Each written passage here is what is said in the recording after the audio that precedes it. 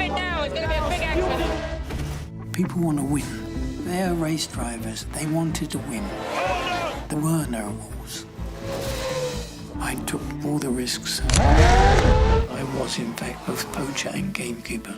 So that's how it was. Have you ever wondered what it would be like to own a piece of Formula One history? Not just any old F1 car, but the kind of machine that defined an era, pushing the rules to the absolute limit and made legends out of men.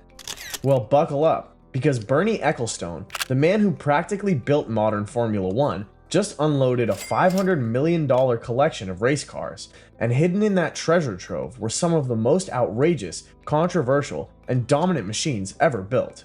Number 1. The 1951 Ferrari 375 F1. First up is the 1951 Ferrari 375 F1. This is the car that put Ferrari on the map in F1.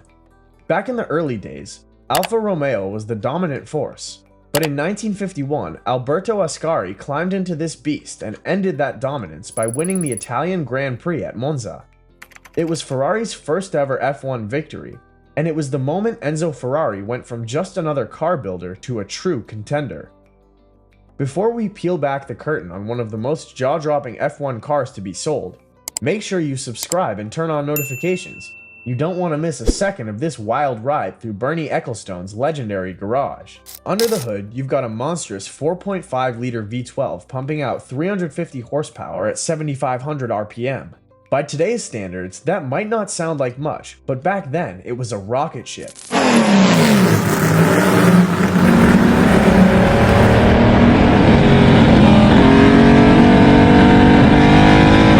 With a top speed of 174 miles per hour and a 0 to 60 time of just 4.9 seconds, this thing was a straight up bullet on wheels. Then there's the design.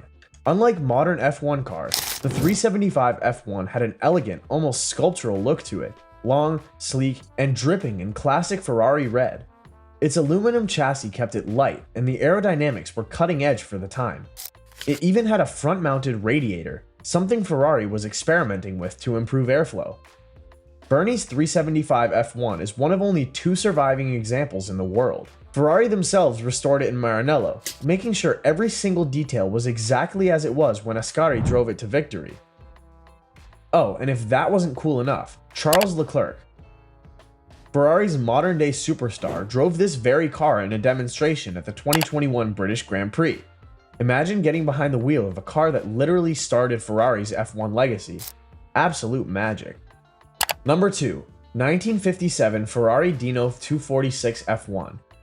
This car was instrumental in Mike Hawthorne's 1958 World Championship win, making him the first British driver to ever take the F1 crown. That alone makes this car legendary. Named after Enzo Ferrari's late son, the Dino was a game changer in Ferrari's lineup. Under the hood, you had a 2.4-liter V6 that cranked out 300 horsepower at 8,500 RPM. The V6 was a radical move at the time. It was lighter, more compact, and an early glimpse of what Ferrari was planning for the future. But here's the kicker. The Dino 246 F1 was the last front-engine Ferrari to ever win an F1 race. By the end of the 50s, teams were switching to mid-engine layouts, leaving front-engine cars like this one in the past. That means Bernie's Dino is one of the last great warriors of its kind. Now, the ownership history of this car is just as wild as its racing history. Ferrari originally donated it to the Ford Museum, which is kind of ironic, considering Enzo almost sold Ferrari to Ford. Then, it passed through the hands of legendary Ferrari collector Luigi Chinetti before ending up with Lord Anthony Bamford. Eventually, it landed in the collection of Albert Obrist, a renowned Ferrari historian, before Bernie scooped it up. Bernie has owned some of the greatest race cars of all time, but when asked which is his favorite, he didn't hesitate to say the Dino. That tells you everything you need to know. Number 3. 1975 Ferrari 312T. If you know anything about F1 history, you know this car. It was the machine that carried Niki Lauda to his first world championship and brought Ferrari back to dominance after a long drought. The 312T was a true engineering masterpiece. It had a 3-liter flat 12 engine producing 510 horsepower, but the real magic was in its revolutionary transverse-mounted gearbox, hence the T in 312T. This design improved weight distribution and made the car incredibly stable through corners, something that gave Lauda a massive advantage on the track. This particular chassis, number 022, was driven by both Lauda and Clay Regazzoni during the 1975 and 76 seasons. Lauda took it to victory at the British Grand Prix, then won again at the French Grand Prix. It was the car that put Ferrari back on top for the first time since 1964. Now, tracking this car down was no easy task. Bernie searched for years to find the right Lauda Ferrari, and in 2019 he finally found it, buying it for nearly $5 million after it was shown at the Pebble Beach Concours d'Elegance. Even Bernie himself had nothing but praise for Lauda, saying this guy had killer instincts, he only knew about winning. That's exactly what this car represents, pure, unrelenting, championship-winning speed. Number 4. 2002 Ferrari F2002, chassis number 220. Michael Schumacher wasn't just winning races in 2002, he was making everyone else look like they were driving rental cars. This beast was powered by a 3-liter V10 that howled its way to 19,000 RPM, pumping out a monstrous 835 horsepower. It was so fast, so reliable, and so ruthlessly efficient that Ferrari wrapped up the championship in July, months before the season even ended. That had never been done before. This car won 15 out of 17 races that season. That's the kind of stat that makes other teams throw in the towel. It was built with lightweight carbon fiber everything and had an automated paddle shift gearbox so quick it made manual shifting feel prehistoric. The aerodynamics were a masterpiece. Ferrari had designed a car that not only stuck to the road like glue, but also danced through corners with Schumacher at the helm like a maestro conducting a symphony of speed. If there was one downside to the F2002, it was that it was almost too good. The FIA, Formula One's governing body, got nervous about Ferrari's complete and utter annihilation of the competition. Rule changes followed, but by then the damage had been done. Ferrari had cemented its place in history, and the F2002 became one of the most successful F1 cars ever built. Now imagine having that in your garage. Number 5. 1978 Brabham BT46B fan car. The Brabham BT46B, better known as the fan car, was pure, undiluted genius with a dash of mischief. The brainchild of legendary designer Gordon Murray, the BT46B took the concept of ground effect aerodynamics and cranked it up. Here's how it worked. Most F1 cars at the time used underbody aerodynamics to generate downforce, sucking the car onto the road for better grip. But Brabham found a loophole. They stuck a massive fan on the back of the car, driven directly by the engine. This thing didn't just cool the engine, it literally vacuumed the car to the track, creating mind-blowing levels of downforce. The result was a car that could take corners at ridiculous speeds while everyone else was tiptoeing around. Other teams cried foul. But Brabham showed up to the 1978 Swedish Grand Prix anyway. Niki Lauda, cool as ever, put it on the grid and absolutely obliterated the competition. He won the race easily, barely breaking a sweat. The car was so effective that it was immediately banned after just one race. One and done. That's how you know you've built something truly revolutionary. It works so well that it gets outlawed before anyone else can copy it. The BT46B is one of those mythical cars in F1 history, what could have been machine. Imagine if that thing had been allowed to run a full season. It would have changed the sport forever. Owning it would be like having a piece of forbidden technology, a glimpse into an alternate reality where Brabham ruled the world. Number 6. 1957 Van Wall F1 chassis number VW10. If you want to talk about old school racing, this is it.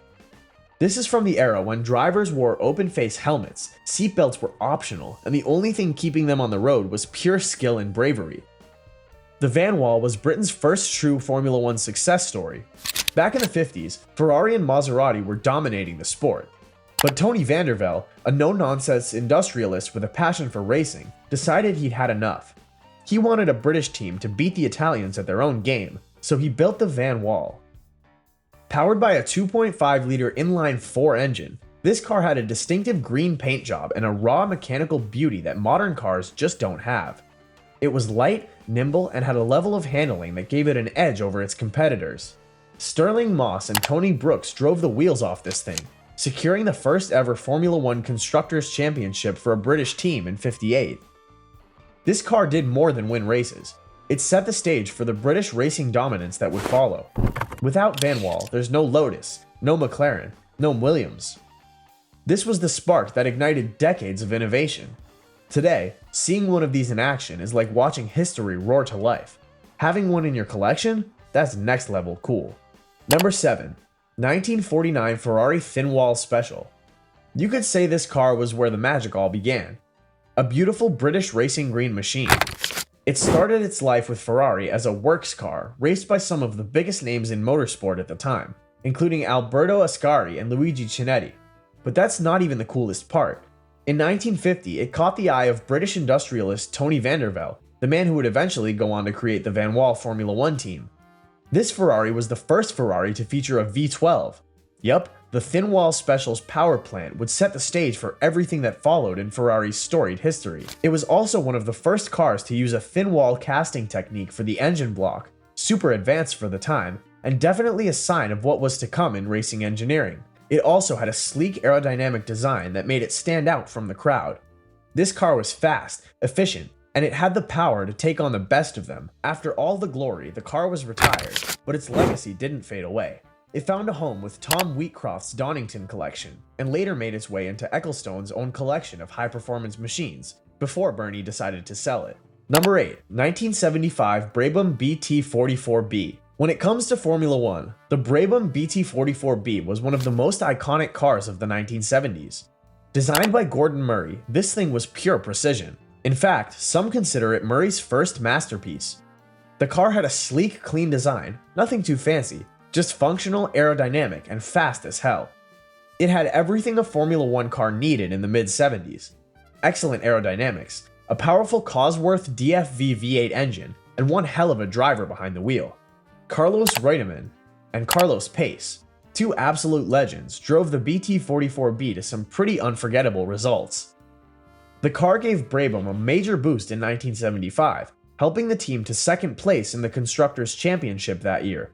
Reutemann took a victory in Brazil and secured multiple podium finishes, proving just how quick the BT44B could be when it was on its game. Sadly, the car wasn't perfect. It had its fair share of reliability issues, but when it was running right, it was a sight to behold. What really made the BT44B stand out, though, was its design. Compared to its predecessor, it was sleeker, more efficient, and a better fit for the future of Formula One.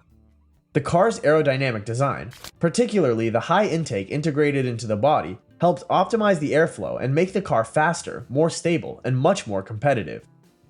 The 1975 season saw a lot of teams experimenting with aerodynamics, but Brabham's work on the BT44B was ahead of the game, with features that hinted at the ground effect that would dominate the following decade. It was revolutionary, and every F1 team that raced against it had to take notice. Number 9. 1954 Lancia D50A. The 1954 Lancia D50A could easily be considered one of the most iconic F1 racers ever built. If you've ever caught a glimpse of one, you know exactly why it's such a big deal. When Lancia entered Formula One, they didn't do it quietly. They brought their A-game with a car designed by none other than Vittorio Jano, who was a genius behind some of Alfa Romeo's greatest machines. This car was born out of the post-World War II era, when Italy was trying to pick itself up and get back into the competitive racing scene. Lancia wanted a car that wasn't just competitive, it had to be revolutionary. The D50A was just that. While most F1 cars of the time were using straight engines, Jano decided to go with a V8 that pushed out 260 horsepower. That was a huge deal. It was more compact, more efficient, and gave the car a much better weight distribution. The engine was placed in the chassis at an angle, making it part of the structure. No one was doing that at the time. This machine handled like a dream thanks to its low center of gravity and the way the weight was distributed. You could take corners at insane speeds without the car spinning out of control. The fuel tanks were placed cleverly on either side of the driver, right between the front and rear wheels, which helped balance the car and improve airflow. It was practically a science project wrapped in racing tech. When Alberto Ascari, one of the greatest drivers ever, first took the wheel, the D50A proved its worth. It earned a pole position in the 1954 Spanish Grand Prix, beating Fangio's Mercedes. But, like all great machines, it had its issues. Ascari and his teammate Villaresi both had mechanical problems and had to retire, but that didn't stop this car from making waves. Then came the tragic twist. In 1955, Lancia's financial struggles meant they had to pull out of racing. But in a stroke of genius, Prince Filippo Caracciolo, who was linked to Fiat, stepped in to save the D50A and its technology. He brokered a deal with Ferrari, and just like that, the D50A was now wearing Ferrari badges. Ferrari kept the car's magic alive, winning races in 1956, including a world championship with Juan Miguel Fangio driving. That's how impactful the D50A was. Even after Lancia pulled out, Ferrari's use of the D50A's tech helped them dominate.